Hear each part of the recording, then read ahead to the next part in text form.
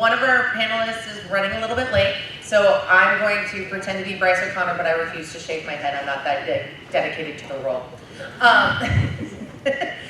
But this is True Confessions, What Our Favorite Tropes Say About Us. Sounds fun, right? Sounds juicy, right? I think so. So in an era where you can shop by books about tropes, let's talk about what we fix on and why we do and what it says about us. And today we have our amazing panelists. We'll start with Gini and we'll end with Marc, because gentlemen go last. That's kind of rude to the gentleman in between us. Okay, fine. They go in order. They go in order. It's a sandwich. Hi, I'm Gini Koch. I write the Alien Catherine Kitty Cat series for doll books. I also write under a variety of other pen names and in all lengths and genres, and I love me my tropes. I'm Michael J. Allen, professional goofball, owner of Star Wars titles, and blah, blah, blah, author of full spectrum science fiction and fantasy. I'm Mera Rose. I'm on apparently permanent loan from the costuming track for fantasy literature. Normally when you see me on a panel, I'm moderating, but on this one, I actually have relevant experience, apparently. I'm known as the geek of all trades, a true Renaissance person.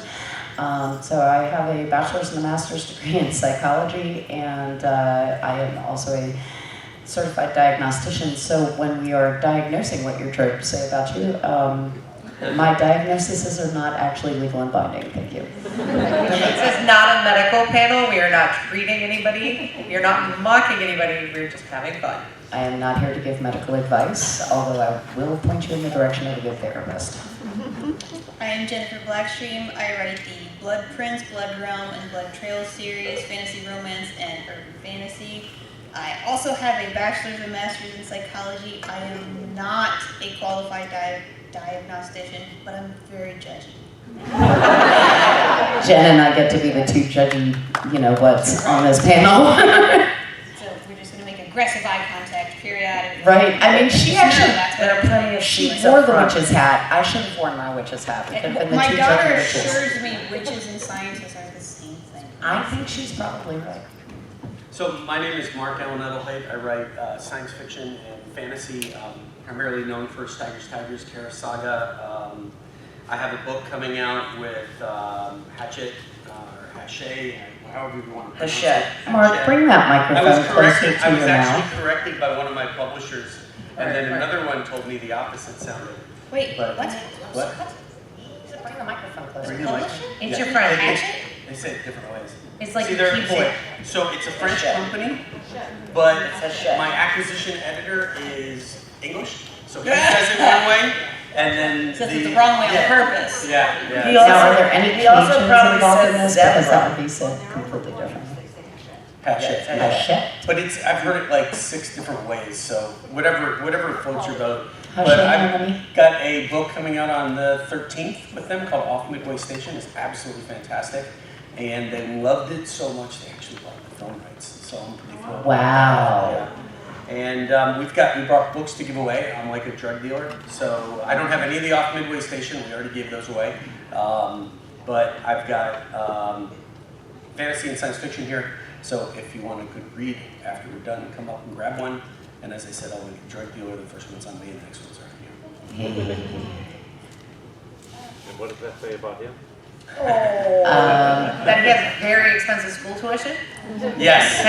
Hey, there's Bryce. There's plenty of seats up front. See, now you understand why I said I wasn't that dedicated to the role. Oh yeah. No, you don't have the beautiful shiny head like he does. No, I don't want to have a shiny head. There are plenty of seats in the front, so as people come in, if you can tell them that there are plenty of seats. Do you want me to just be you for the rest of the panel? Oh, I was wondering what I was supposed to say, but actually this is way more entertaining. I'm totally No. Bryce, come kick her off this panel and let's do this. There are plenty of seats in the front, guys. Plenty of Besides, seats you in the have front. to do your job. They don't forget. Besides, she needs to sit in the back and watch one of her own panels. What? She does this all the time. To be fair, You're the one who told me I need to drink water. Oh, that's fair. hydrate once. Hydration is important. No, I didn't prepare questions because I told someone I wasn't going to be able to moderate today. So we're winging this, and it's going to be great. It's just like the panel I moderated Yeah. 2 hours ago. You told me you were going to be late. Wait, do I have to moderate this one in addition to being a panelist? No, we can- I'll moderate it, but you're still on the panel. Excuse me, this is my mic. I didn't say this is going to be a good panel, but I'm still here. Next year we need a panel called Everybody on the Panel Just Picks on Seska. That's what we're happening. Oh, I thought that was just every panel. Yeah, but we need one every day. No. Aww. There's plenty of seats Well, my up fun. front. If we just keep doing this, eventually I won't have to do my job at all because we're just going to like, Just yeah. keep trying to say. I mean, we're completely discussing everything but the panel right now. It's great. What is your favorite trope? Oh, that's what this panel is. I have to have a favorite one? Did we already do introductions? Yes. Sort of. Okay. Hi everybody, my name is Bryce O'Connor. I am the CEO of a production company called Wraithmark Creative. In this context, I am probably better known as the author of the Stormweaver Warform series. I so apologize, I am out of breath and very tired, so here we are. Anyways, hi everybody. Hi. Hi, Bryce. So I am going to start with a low effort question, I do apologize, but I am actually going to start with what is everyone's favorite trope in fantasy now, and then once I kind of get my bearings a little bit, I swear it will become a little bit more interesting. So, Okay, let me start. yeah. I hate to admit it, but I really like the chosen one. The one who's got to do it, regardless of, I'm not really wild about it's the simple farm boy, but I do like that there's one person that's really got to gather them and We've got to show they liked my trope, apparently. But the next time we ask for enthusiasm, we have to beat them.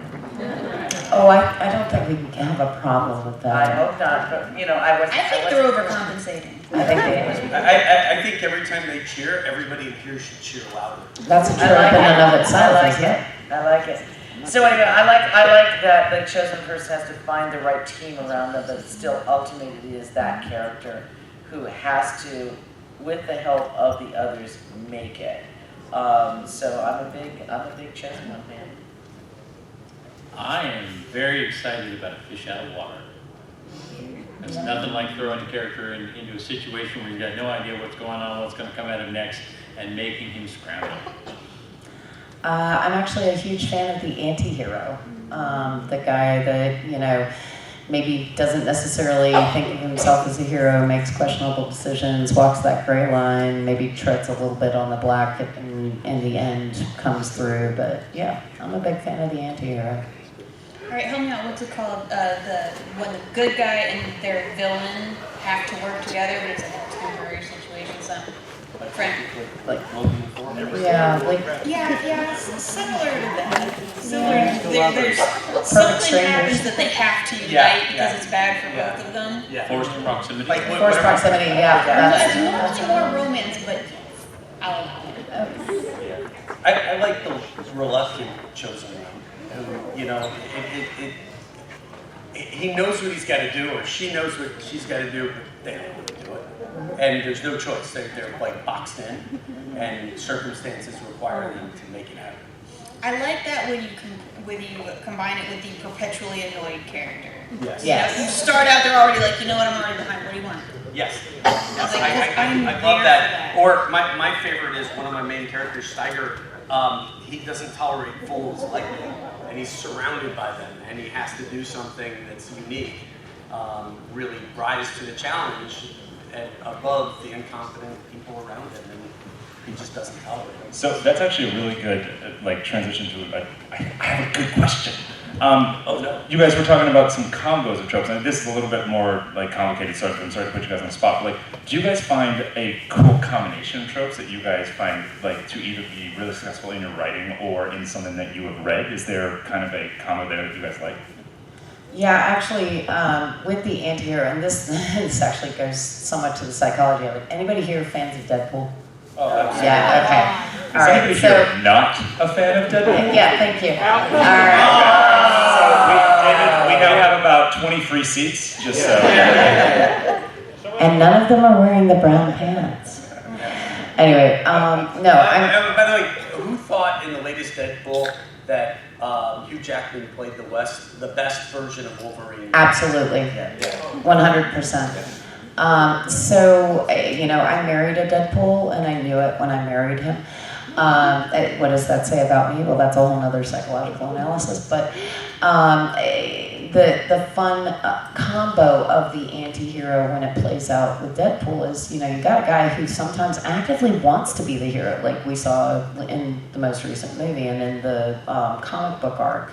He wanted to be in the X-Men. He wanted to be in the Avengers. He wanted to play that pivotal role, but he fights himself against it and actively sabotages himself. And so I think the psychological aspect of Deadpool that I find the most intriguing is that this is a guy who obviously has a massive self-esteem issue, who has never been able to truly see himself as the gift he really wants to be in the world. And because of that self-esteem issue, he has turned himself into his own joke. And it's got that self-deprecating sense of humor that helps give him kind of a way to relate to the world and to still be likable while at the same time hating himself. Okay, total sidebar. That just kind of blew my mind a little bit because I've never broken down Deadpool that deeply, and I'm totally okay with continuing on this. Well, that's what this whole panel is about, actually, is the psychological analysis of these truths. So you're basically diagnosing Deadpool. Oh, yeah, I can do a diagnosis on damn near anyone. Let's go. Does anybody else have a cool combo of tropes that they found works really well either for them or in writing that they've experienced? I've literally never met a trope I didn't like. Yeah. And I'm not ashamed. I have over 70 titles. Apparently it is working for me. But people like tropes because we know what to expect with them. And then it's fun to take the trope and change it. But you have to understand the trope in order to do it. In order to break something, you have to actually understand how it works. So if you understand how the trope works and you can turn it on your head, you can turn The Chosen One into hilarious comedy by turning it sideways or on its head. It's the only person that can do it, and yet they are completely ineffective. And Deadpool is? Deadpool's a really good example of that. He's the chosen one, he's the anti-hero, he's Right. the reluctant hero. He is, wait. He doesn't want to be a hero. He is Marvel Jesus. He is Marvel Jesus. Oh, baby. I think Wolverine was the reluctant. He hero. was. Yeah. Deadpool was the one saying, we need to do this. Wolverine was like, no. No, I think Wolverine. Wolverine. The early movies.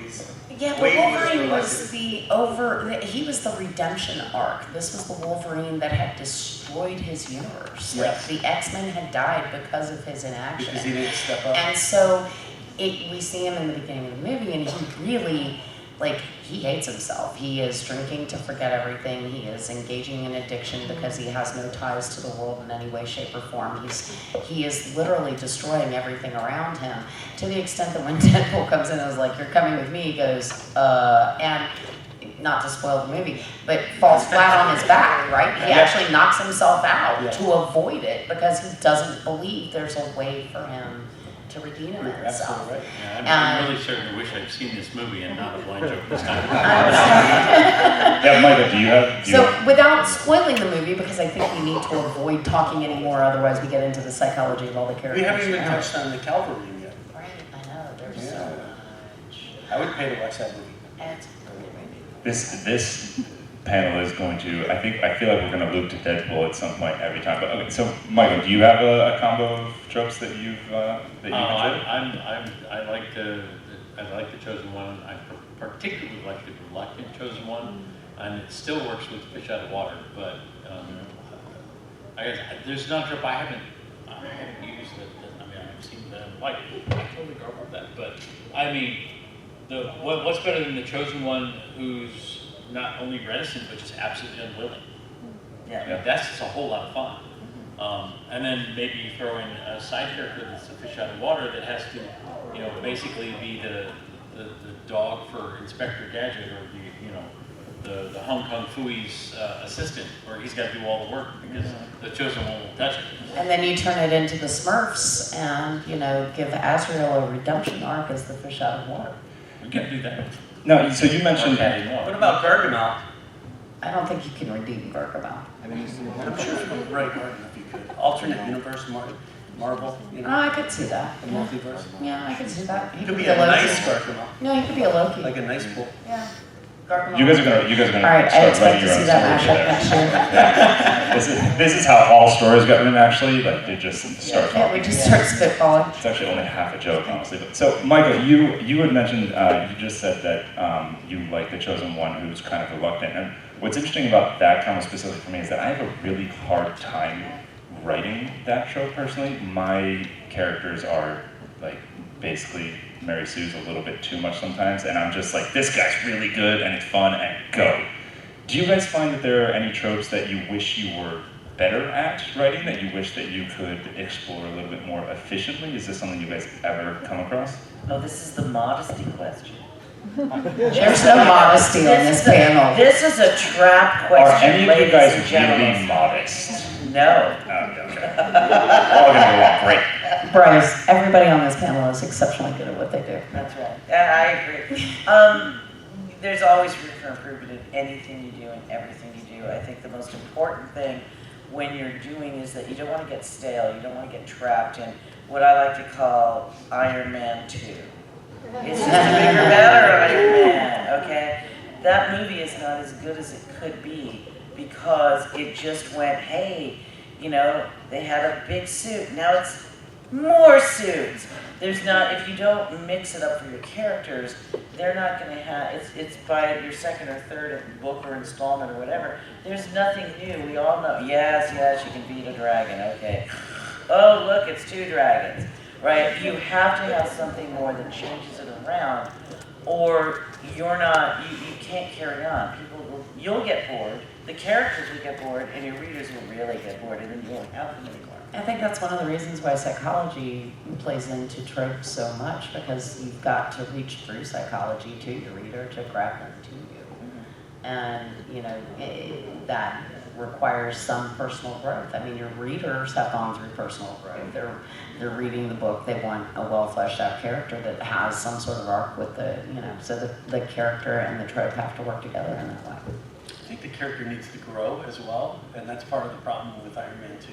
Yeah. Yeah. Tony Stark doesn't grow much until all of a sudden he does, and then he's dead. So Yeah. I'd argue he recently made a very massive change. So.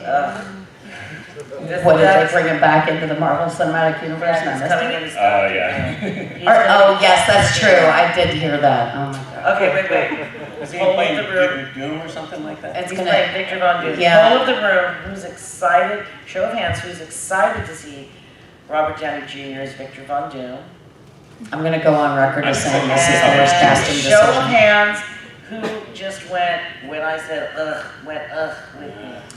I'm gonna go on record as saying this is the worst casting decision since you know, they decided they had to figure out how to get rid of Johnny Storm in Deadpool. Yeah. Right? I think you're probably I mean, right. the multiverse basically gives all exclusions from now on for Fox and Sony and any Marvel mistakes they've ever made, any continuity errors, because it's like, oh no, it wasn't a continuity error. It's just, yeah, it's canon in a different universe. And I hate to say this, and I love Marvel. I do love Marvel, but that's just lazy writing.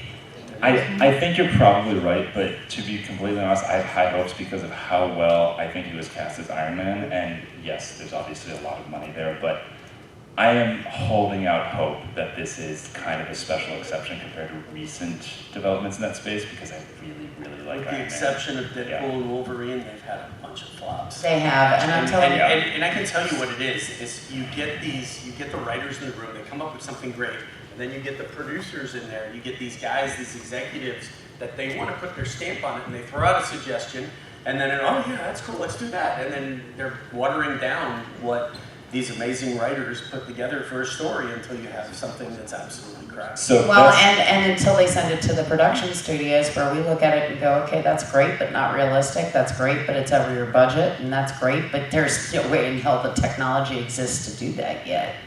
So pulling it back I want to, to know what Jennifer thinks before we move on. Yeah, exactly.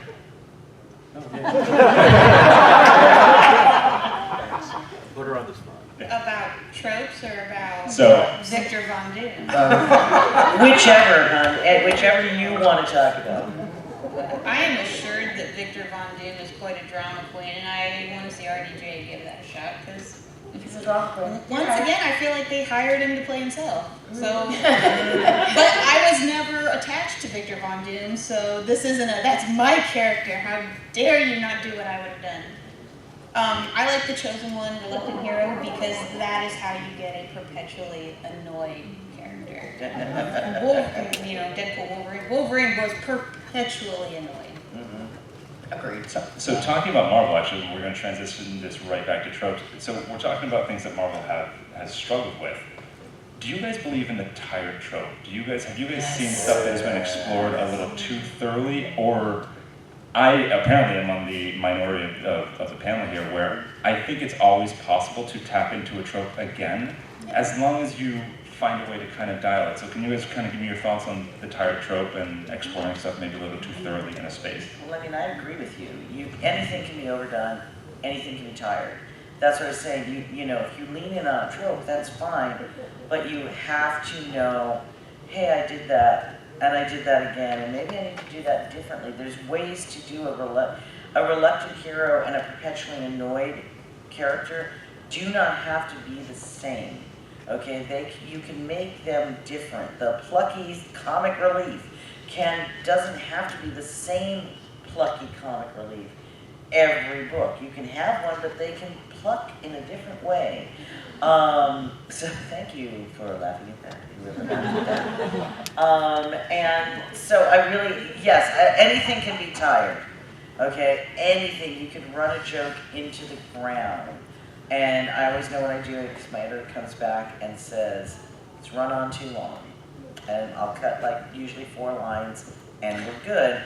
But anything can run on too long, anything can be overused.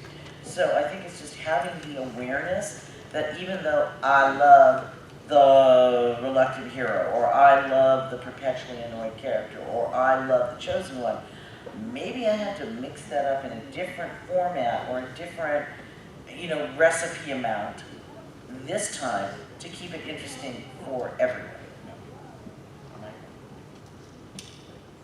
As far as tired tropes go, the first one that comes to mind is actually a combination, and that is the YA first day of school, he loves me not, he loves me not pendulum. Yeah. And I understand emotions are great to play with, and teenagers have emotions that are even better to play with. But I grew up the whole first day of school thing with wake up my little alarm, it's time to destroy the world. My least favorite trope, and I keep seeing it over and over again now in different forms, and I think all of us have it, is the knight in shining armor. And also the reverse knight in shining armor now, where it's the I need to be saved from some horrible thing, and I'm the main character, and the supporting character is going to help me get out of it, or the hero of the story is the knight that's saving, or the reverse of it, which is I should have a knight in shining armor, and I got a guy that wants to be that, and I don't want him to be that, and so I've now killed it, and I'm saving myself. It's the Elsa mentality, right? I'm really just kind of over that whole trope, honestly. I think there are better ways to write romances and better ways to write relationships than to seek kind of codependency between characters where they either can't survive without the other one, or on the opposite end, to show that there's no ability to connect with another human being, and you must show so much self-empowerment that you can deny having that connection. I mean, I think as a society we've moved way past this, and so I really just wish it would not be a societal norm. I don't think there's any trope that I hate. I think any trope can be done well. For me, I think what does it a lot is the person using the trope. Are they using that trope because they had a really good idea, or because they really love that trope? Or are they doing that trope because they're trying to check a box? This is a famous trope. I'll use that. Because I think you can tell if somebody really loved it, or if somebody really had that great idea versus, enemies to lovers is popular. I'll do that, because then you end up with flat characters because they were caring about the trope, not the content. I totally agree with Jennifer. It's the creativity that you put behind it to deliver it. And you see a number of movies franchises that come out where they get stale and they get old because there's no creativity. A perfect example of that is Indiana Jones. The last couple have been just plain awful, right? So I totally agree with you. And Indiana Jones, that's another problem we're having is that they pay for the property, Yeah. and then they don't worry about the story. The story doesn't matter. What matters is, you know, Special effects. Yeah, I think. whereas if, like, I like Murdoch mysteries and Father Brown mysteries. Now, these are very similar shows, and honestly, you could just gender flip some people, tweak the mystery a little bit, and I'll watch it over and over. Over and over. Because those series tend to be done by people who just really love the genre. Yes. And it comes through. You can fall tell. in love with the characters, and it doesn't matter that they're only slightly different. Actually, that's one of the tropes. You just made me think of something. This is one of the tropes I really actually enjoy too. Is the misfits trope, where you've got a whole team of people that like shouldn't really be able to work together, that suddenly work together and can fix everything, right? I love the A team. Unless DC does it. Yeah, well, no, I love the A team. She's talking about Murdoch, and the only thing I can hear is, "Oh my God, I want my helicopter pilot." But I mean, like that kind of trope I really do enjoy. So Jennifer, you just mentioned like being able to do tropes really well, and that made me think of I am in love with Naomi Novick's writing. I think that With what? with Naomi Novick's Yes, writing, awesome. and I think that she manages to kind of find concepts that she's like, this is a really cool idea, and she just runs with it. And there's a lot of authors who can do that. Do you guys have any recommendations for reads with kind of a specific trope that you either really like or wish you could do as well as this author that like really hit strongly for you guys? Terry Pratchett's Discworld. Oh yeah, yes. That is one wonderful long series of tropes turned on their head.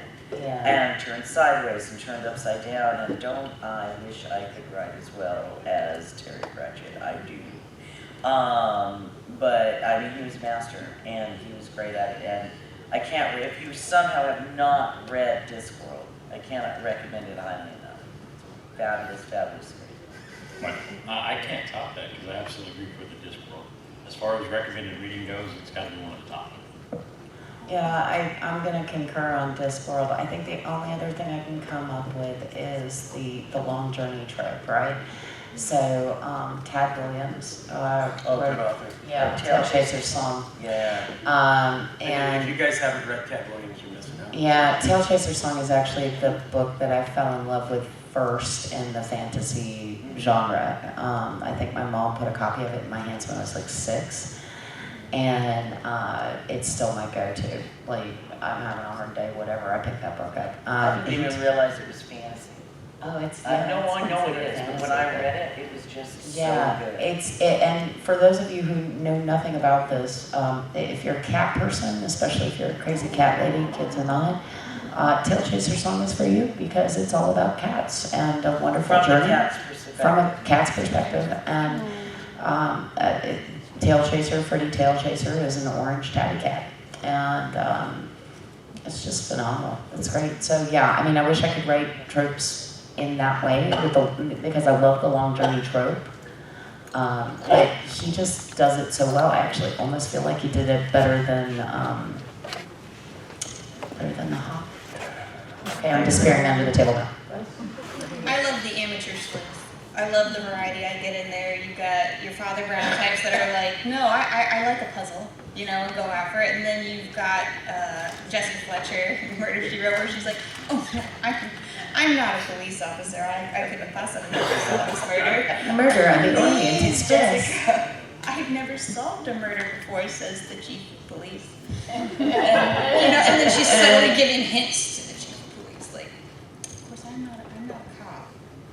And you get a lot of variety there. I really, really enjoy them. And there's always the character like Mrs. McCarthy. Like, I'm not one to gossip, but am I a gossip? And Did you get into Midsummer Murders?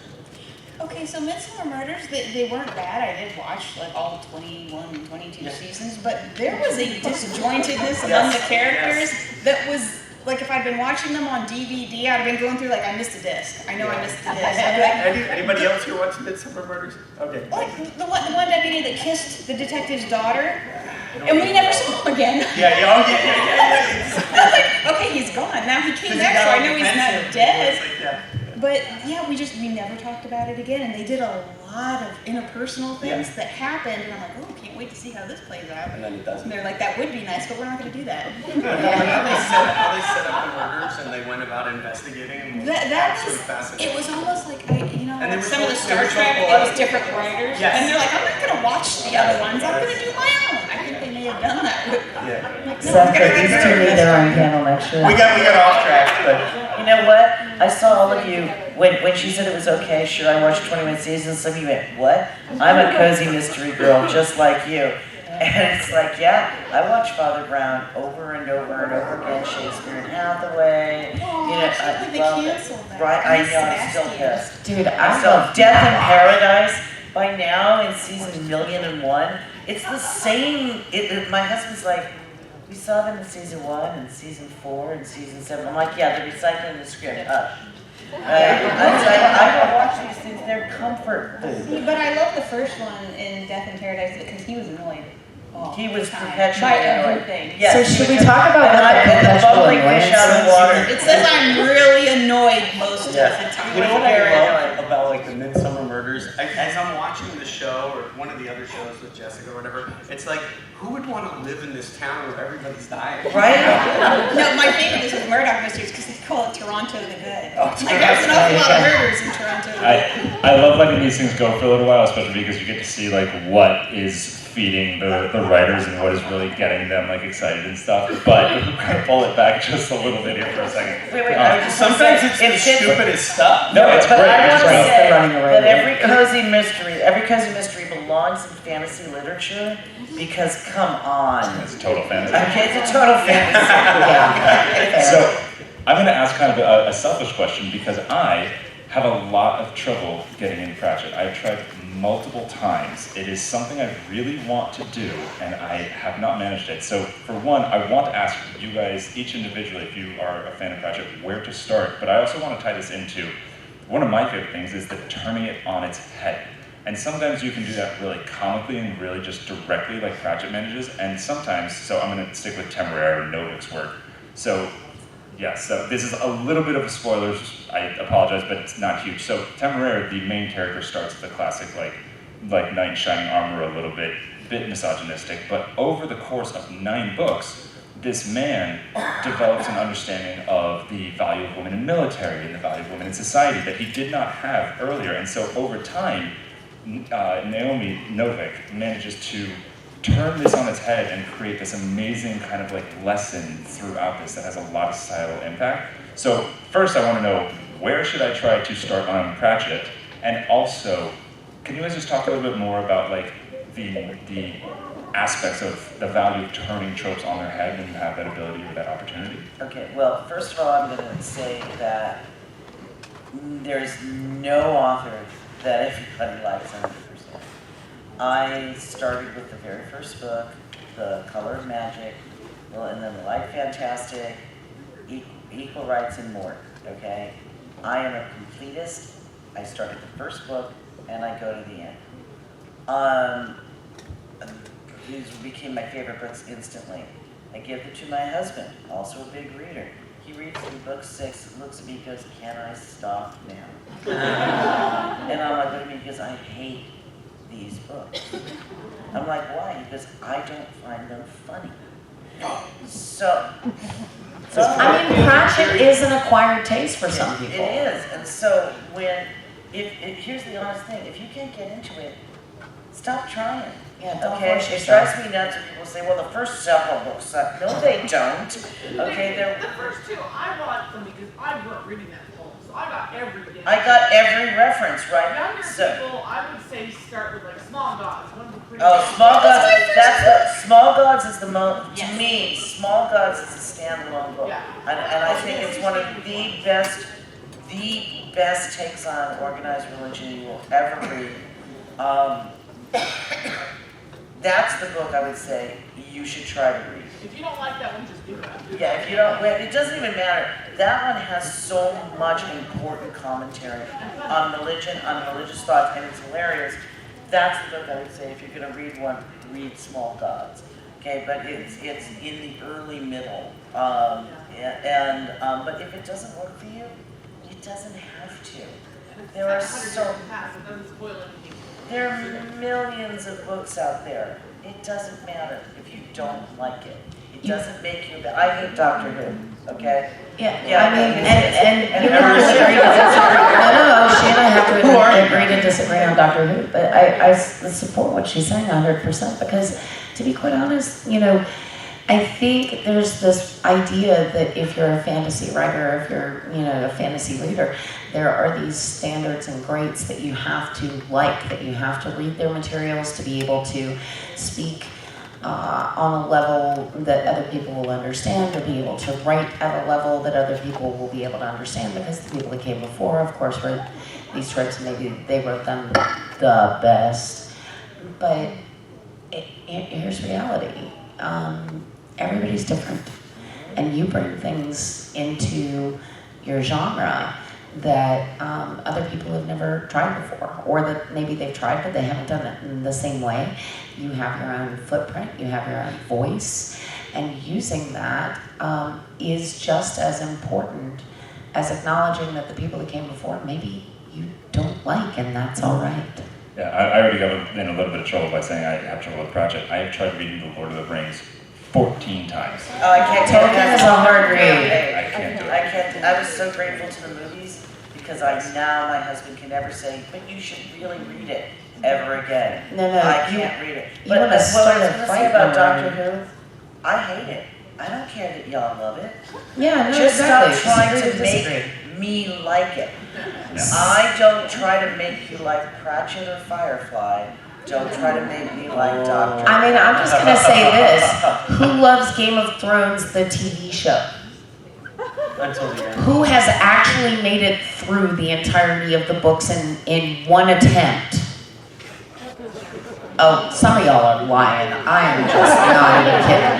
Some people love George's. Literature fandom. They read the entire book. Yeah, no. On the first attempt, I guarantee you 90% of the people that have picked up Game of Thrones and started to read it have put it down and gone, I'll get back to this later, and 6 months later they come back. I'm pulling things back to things that we do like Michael. So, Pratchett, where do I start? Okay, so the first thing that needs to be acknowledged is that Pratchett's story is multiple character threads that overlap, which is why it's so confusing to pick a beginning point, other than just starting at the beginning. For a younger person, I would tell them to start at We Free Men, because there are a lot of great values that are taught through the Tiffany Aching series. And of course, she's interacting with Esme Weatherwax, and that's all awesome. For your answer, I'm going to give you the answer that was given to me at first, and that is start with Guards. Oh, that's a good one. Because that allows you to go through the Captain Carrot and the Sam Vimes series, which is a little bit easier to deal with than suddenly being swamped by Nanny Ogg and her innuendos and Esme and her. I made vampires addicted to me instead of addicted to them. Well, yeah, and you've got Von Moist with the mail and the mail and the banks and the railroads and everything else. And is the way that he kind of turns characters around, how he turns like common tropes around, one of the things that you find like really appealing about Pratchett's stuff?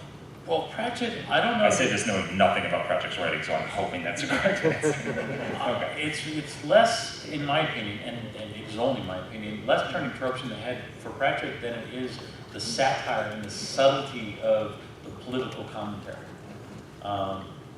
But Vimes is a king killer, and then he finds out he really did kill the king. So Vimes is Sam Spade. Yeah. Before he turns into something better. Spoiler alerts. Oh, come on. And by now, I mean... I'm just saying, some people may not have read it. Like y'all chasing everybody out of the room with Pratchett. Oh, look at that. Mass exodus. It was the Doctor Who comment. Right? Look, they're dropping like flies. I'm with The volunteers are gone. I watched one season of Doctor Who, and then they killed him and brought him back. I'm like, okay, I've already seen this. I'm done. I couldn't even make it through a show. So... Mera, so what is your appeal with Pratchett? Because they think you would. Oh, I think I already gave all of mine. I'm happy to pass it to Please, Jen. so Jennifer, you're up. I started with Small Gods, and I think that's a great entry point. I also really love The Last Continent because you really got the wizards. And was Weird Sisters where they gave the child to the traveling? Yeah. That was hilarious. Yeah. What I love about Cratchit though is the philosophy that he manages to weave in. Like when he says, it's said that there are two types of people in this world. Those who look at a glass and say this glass is half full, and those that look at the same glass and say it's half empty. The world belongs, however, to a third group that can say, excuse me, this is my glass. This is my glass. I don't think so. My glass was full, and it was a bigger glass. Someone's been pinching my beer. And it was just a throwaway joke, but there is a lot of philosophy There's a lot of truth in in that. And he does that all the time. Actually, their philosophers wrote a thesis on it. I'm sure. To declare Terry Yeah. Pratchett a philosopher. I mean, philosophers will write a thesis on anything, usually at the Waffle House while using their diploma to get a discount from 25 cents on coffee. Mark, you got anything to add? So I think if he doesn't speak to you, Yeah. stop trying. I mean, there's so many authors out there, and you're not going to like everybody. You just find what you like and what you read, and also writing changes over time. And the writing that's happening today is very different than the writing that was happening in the 60s and the 50s, and even the 40s. So I mean, I hate to say this, but in 20 years, say Seska won't have with panelists up here talking about Bryce Connor's contributions to, fantasy the same way we're talking about Pratchett right now. Write your books. I need to write a lot faster for that. If DragonCon's continuing 20 years from now and Seska's still running those panels, then the world hasn't ended the way I thought it would. So we've got about 15 minutes left, so what I'm going to do first is if anybody has questions, I'm going to ask you guys to come up and line up in front of the mic. And while we're doing that, the last thing that I'm going to ask is actually going to tie into kind of the future of tropes. Is there a trope that you guys either would like to see more of, I've kind of already asked that, or can you guys give a wild theory on something that in, let's say, 5, 10, 20 years, you guys think is going to be the big thing? Like, what are we going to be reading in 20 years when it comes to common and unique tropes? I think we're going to be reading AI. Yeah, I think everything's going to be AI. Skynet is here. Yeah, and it's coming for the writers. It's coming. I don't know. You know what? I don't want to guess because what I want everybody to read in 20 years is all my books. So, And I'm not going to lie. So, You know who I think had fun with tropes? Robert Asper. yes. Myth. Yes, the Myth series. Though that did it got repetitive. It did. At the But in the beginning, it was, at the beginning. like it's with another fine myth, it was absolutely Yes. brilliant. Yeah. I'm going to ask you guys to keep these a little bit quicker because we have more questions than I expected. So, Michael, do you have a theory on... The humans that are going to cause the fall of the AI civilization. Reverse Terminator. that would be a great reverse Terminator. No, I think the tropes that will probably continue to play out and become more prevalent are the dystopian futures like Hunger Games and Divergent. But I am hopeful that we will see a lot more diversity. We're starting to see it now, and I'm hoping by then we won't even have to worry about, is it diversity? It'll just be, Normality. yeah. General. Chosen one, but it won't always be a white guy. Yeah, that would be excellent. I already said Yeah. Go for it. All right, so whether you're pantsers or whether you're plotters, do you ever find yourself falling into tropes or do you plan your tropes out? I'm an extreme linear writer. I start with the title and then the first line, and when I get to the end, I stop. And again, I literally never met a trope I just couldn't cuddle up to and make my own. So yeah, I don't plan them; they just come. If I know what's coming, I don't need to write it anymore. So, I'm a discovery writer with a little bit of architect, but not much. So I'm enjoying it as it comes at me, and then maybe on the second pass I'll tighten the tropes up to make them a little bit more normal, or flip them depending on what really needs to happen in that particular scene. I'm a plotter. It's all a chess game. So it moves in stages. It's the best way to do it. I'm an ADHD plotter, so I have a brainstorm document, I have an outline. I have a paper brainstorm, and I have index cards, and I rotate through them all. I don't think tropes are something I sit down with a plan for. It's more plot, but your favorite tropes are going to come out, and that's when you're going to do them well, is just because I love this. I'm putting this in because that's what the story needs, or that's what I want to write, not because I'm going to use it as a keyword later. Right. When you just said that, my wife's sitting right there, and she just mouthed the words, "That's you." Well, sometimes you want the tactile. Yeah, I know. And I have the treasure chest of Post-it. I'm Yeah. like, well, now I need that. Yeah, and that's my answer. So, next question.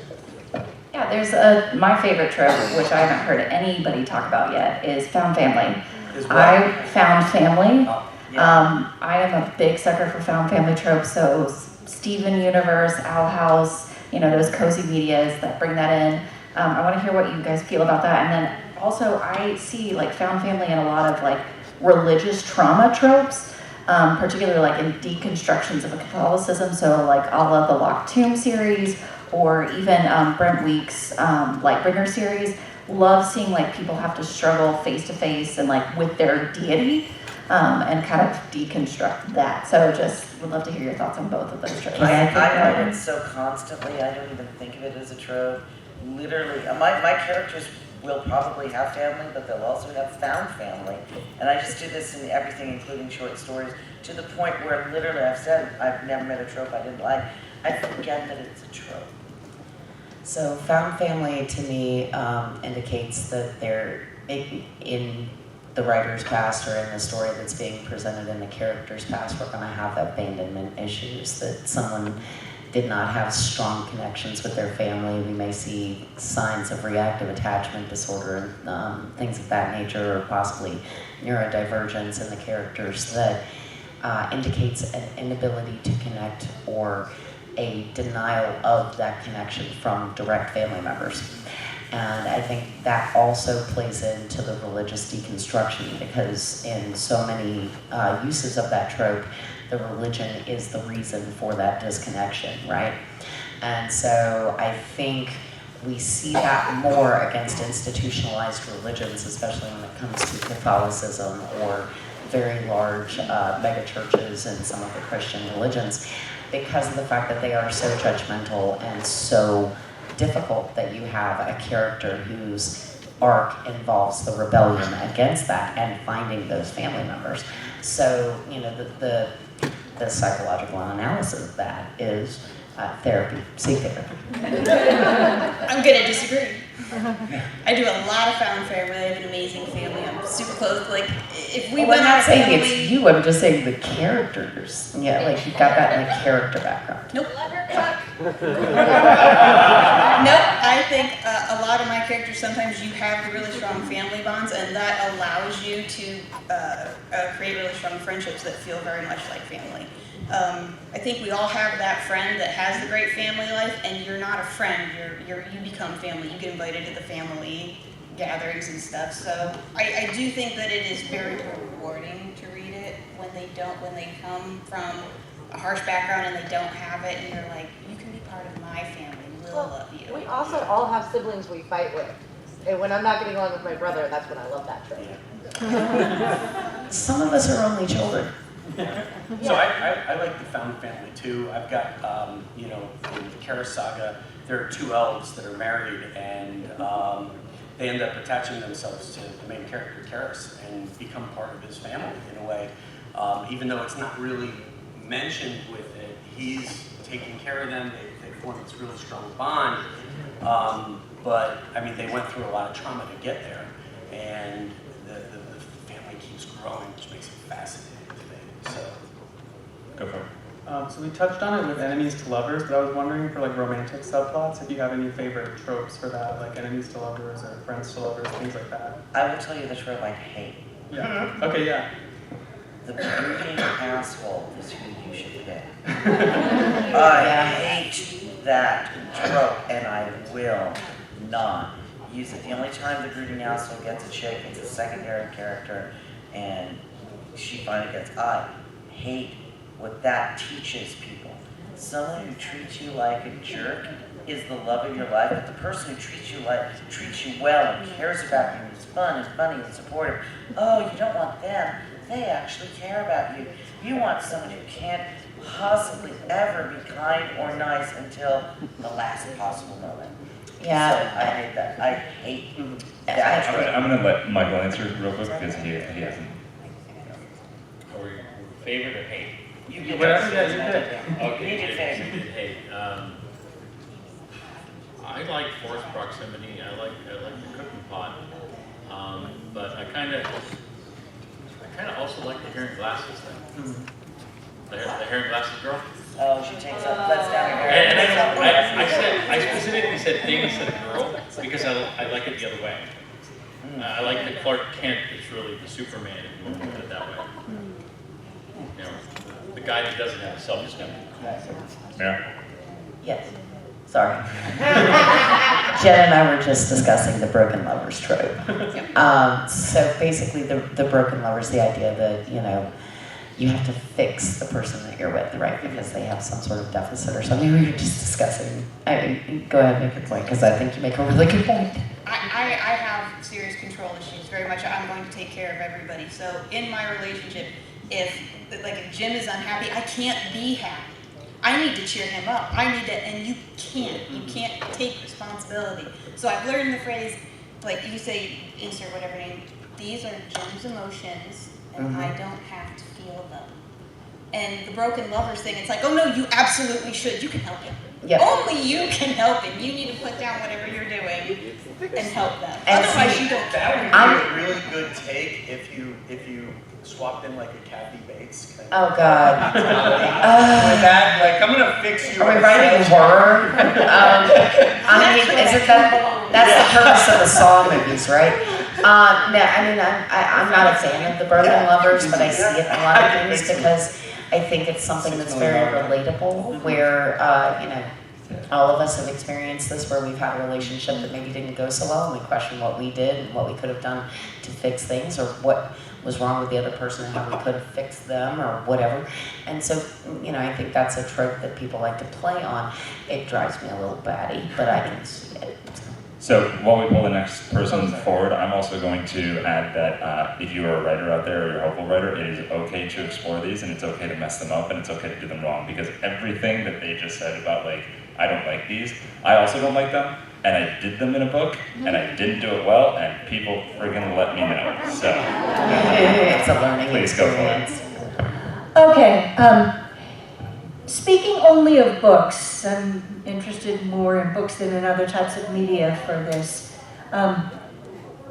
Who are your favorite action girls? Give me some examples of your favorite action girls from fantasy literature. Katniss Everdeen.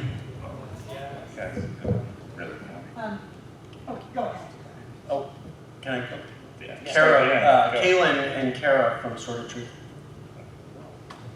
Oh, Katie Bree from the Dredge Chronicles, R.A. Salvatore. How many books do you have to go through to get to her now? Yeah, I wish they'd given her a bigger part.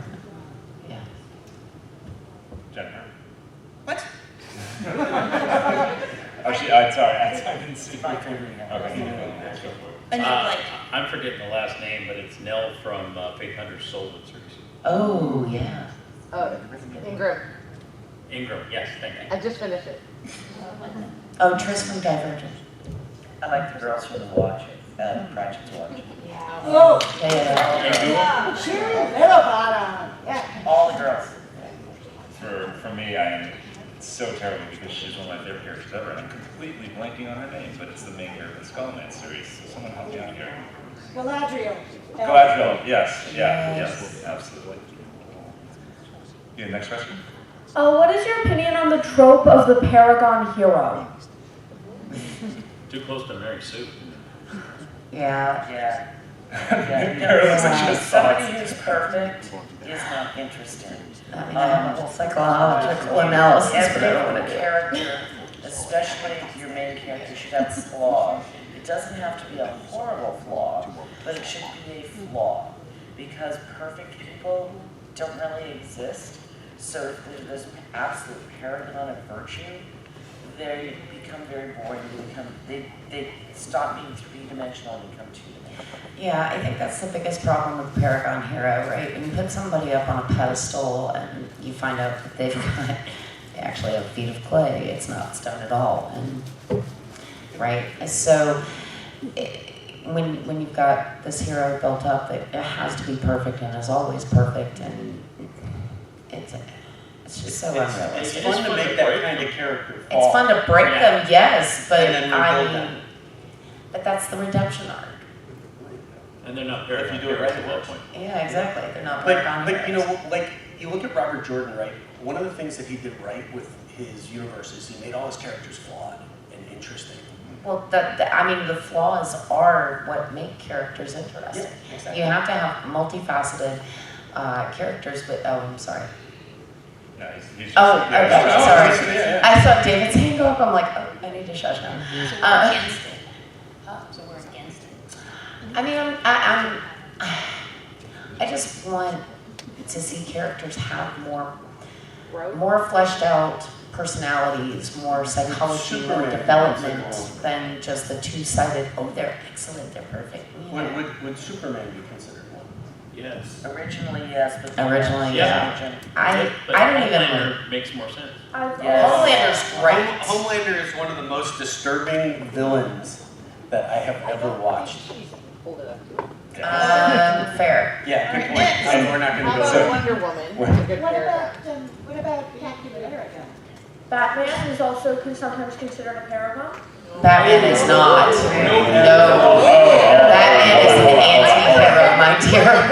The paragon was right. I just said the person has considered Batman a paragon. No, he's not. He's considered the world's greatest detective. Yes. And he's a very good vigilante, but he's not a paragon. Superman is it's much more accurate, as is Captain America. Both of them have certain flaws that have been written inappropriately that make them just a little less than perfect. So a really good way to think of Paragon would be, you play D&D? Yes. Okay. Paragons are paladins. So they are always the good guys. They're 100%, good. There's no neutrality to it. In my we can, books, paladins we are out of time, so if you want, we can dig into a little bit more, but what I want to do is I just want to give everybody a quick opportunity to say who you are again, tell where you can find, and then if anybody has any other questions real quick, they're welcome to come up and we can dig into a little bit more. So how about we start on the end, Mark? Okay, my name's Marc Edelheit, Alan Edelheit. I've got 3 books to give away at the end of this. All of my books are available on Kindle Unlimited. If you take a bookmark, there's a QR code. And feel free to come on up, and thank you for joining the panel. You guys have been an awesome audience. Jennifer Blackstream. You can find me at jenniferblackstream.com, and I will be on various panels on urban fantasy and on blanking these days. Woohoo! I am Mera Rose. You can find me on the costuming track tomorrow. Pepakura workshop and cosplay for advocacy. And tonight you can find me on Dating Game. Yes, I am still on that. Okay. You can find me on Dating Game tonight as the MC, and I am also the moderator for Take Thee to the Punnery tomorrow. And it remains to be seen whether or not I'll actually make it to the musicals and plays of fantasy literature on Monday. Beyond that, you can find me online, Mera Rose, merarose.net, merarose.com. I'm Michael J. Allen. I will be in Sci-Fi Lit tomorrow at 5:30 p.m. You can find me at deliriousscribbles.com and anywhere books are sold. My new release for coming back from being blind is Dumpster Mancer 3 Decoy, which is only available on Kickstarter for like 4 more days. I have bookmarks right here with the QR code. Please come to me. JinnyKoch.com. I'm walking right over to, bless you, to AB for humor is subjective. So those of you who are like, why don't people like Pratchett? We're going to talk about that. And I'm on Delphic Oracle tonight, back in here, 8:30 to 9:30. And tomorrow I too shall be, I've got tons of signings and panels, but I too shall be at Take Me to the Punnery. Oh, you can also find me at the Masquerade tomorrow night. So if you're doing Masquerade bingo, I will check at least 3 of them. And I'm Bryce. If you want to know where you can find me, you can come and ask. So thank you guys very, very much.